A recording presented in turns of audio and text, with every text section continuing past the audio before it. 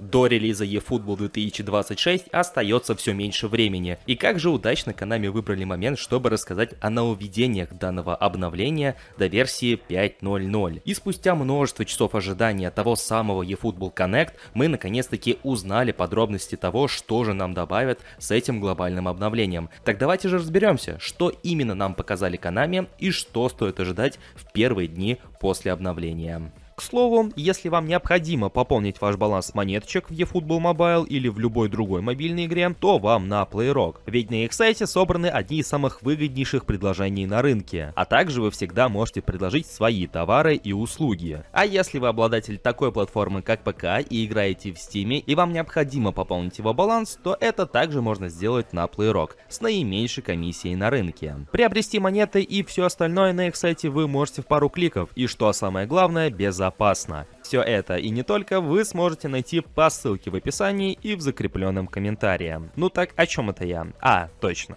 Во-первых, стоит поздравить игроков на мобильных устройствах, поскольку для них данное обновление будет одним из самых глобальнейших, поскольку для них вводится такая небольшая мини-функция по возможности отмене передачи футболистами, и также это существенное обновление графической составляющей. Вполне ожидаемо, что с глобальным обновлением игры стоит рассчитывать и на изменения в игровом процессе, и такие изменения планируются, и удивительно только то, что отмечают Konami один аспект игрового процесса, а именно оборонительный, в котором и стоит ожидать эти самые изменения. Судя по всему, какие-либо обновления в полузащите, в нападении ожидать не стоит. Но думаю, что даже те нововведения, которые касаются обороны, иной раз заставят нас немножко пересмотреть свой подход к игре и заново учиться обороняться. К сожалению, на момент записи этого ролика Konami еще не опубликовали полноценную страничку со всеми изменениями в игровом процессе, но исходя из того, что мы наблюдали во время eFootball Connect,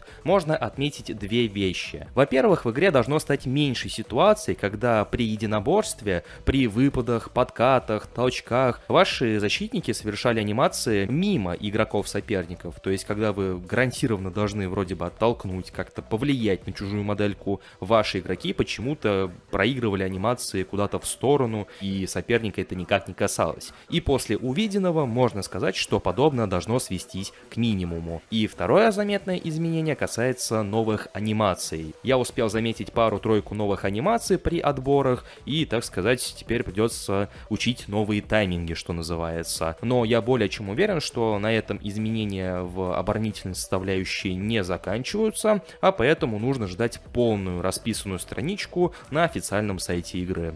Наконец-таки, после множества рассуждений, догадок, нам продемонстрировали принцип работы линков, и стоит отметить, что данная система будет распространяться далеко не на всю команду, а будет работать только между двумя конкретными футболистами. Опять же, на момент записи этого ролика расписанных подробностей на английском языке мы пока что не дождались, поскольку действуем по горячим следам. Но исходя из всего увиденного в eFootball Connect, опять же, можно сделать вывод, что при вот этих линках, при сыгранности двух игроков, у них иной раз будут проходить какие-то моменты. Передачи друг на друга будут более точными, моменты они смогут создавать друг для друга, тогда как со всеми остальными партнерами у них будет не столь эффективное взаимодействие. И опять же, интересно будет посмотреть, как это именно повлияет на игровой процесс, поскольку при наличии двух таких игроков, а скорее всего в будущем таких игроков в составе, которые могут играть между собой, станет еще больше, очевидно придется перестраиваться под то, как мы играем те или иные матчи. Также по ходу этой презентации нам продемонстрировали обновленных главных тренеров,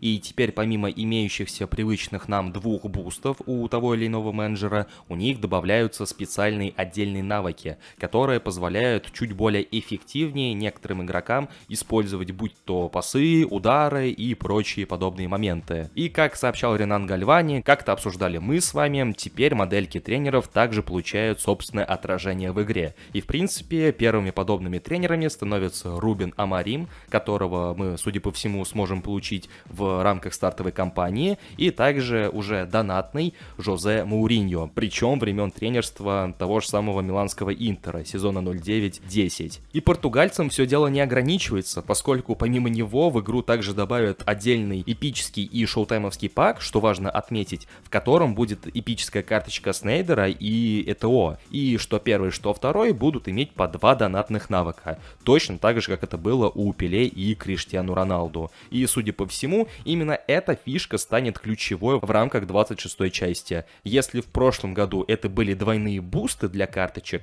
то в этом году это двойные донатные навыки. Также еще одно из самых глобальных нововведений — это, конечно же, редактирование и в целом кастомизация нашего стадиона. Опять же, ранее упомянутые слухи подтвердились. Мы наконец-то смогли увидеть воочию, как это будет выглядеть, как это будет в целом работать. И, в общем-то, выглядит не так плохо, как могло показаться. В принципе, настройка стадиона более-менее гибкая, причем Konami додумались посмотреть, как дела обстоят у Electronic Arts, поскольку у них уже давным-давно присутствует вот тема с вот такими вот большими изображениями, которые растягивают на фанатских трибунах. Причем будет доступен как бесплатный вариант подобного изображения для вашего стадиона, так и подобные изображения будут доступны в премиальных паках с Ламином Ямалем и Лионелем Месси. К слову, именно эти двое появятся в рамках паков за 1800 монеточек. Причем карточки обоих игроков будут именно за их сборные. Сборную Аргентины и сборную Испании. В рамках этих паков для вас будет доступна карточка игрока, специальная форма, оформление для стадиона и аватарки для вашего профиля. К слову о профиле, он также успеет претерпеть изменения. Правда, трудно сказать, затронут ли данные изменения каждую из платформ или же только мобильную версию, поскольку данные изменения продемонстрированы только на ней. А именно, ваш профиль теперь будет выглядеть несколько иначе, ему можно будет добавить специальную шапку и выставить на всеобщее обозрение вашу высокорейтинговую карточку. Будет ли это доступно только на мобильных устройствах или на старших версиях игры тоже, это пока что не совсем понятно. Также нам продемонстрировали еще одно нововведение, та самая охота за сокровищами, о которой мы также неоднократно говорили, и суть которой я что тогда, что сейчас не совсем понимаю. Но теперь мы хотя бы наглядно увидели, как это выглядит, и иной раз можем понять, что в рамках данного нововведения мы сможем зарабатывать поинты, ГПшки, и если посмотреть на другие кадры, то можно заметить, что здесь также вроде бы фигурируют и карточки, то есть в рамках данной, грубо говоря, сокровищницы мы, судя по всему, сможем и забирать некоторые карточки. Но для того, чтобы окончательно осознать и, в принципе, понять, как именно это будет работать, как именно это будет играться, нам придется дождаться завтрашнего дня. И в принципе это были одни из самых ключевых моментов, которые Konami продемонстрировали нам в рамках eFootball Connect. Ваше мнение по всему ранее сказанному, увиденному буду ждать в комментариях под этим роликом. Также иной раз напоминаю, чтобы вы не забывали подписываться на наш телеграм-канал, там также можно делиться своими впечатлениями, поддерживайте это видео своими большими пальцами вверх и обязательно подписывайтесь на этот канал, поскольку уже завтра состоится релиз eFootball 2026. И, конечно же, мы постараемся посмотреть на все это дело в рамках прямого эфира, поэтому не пропустите.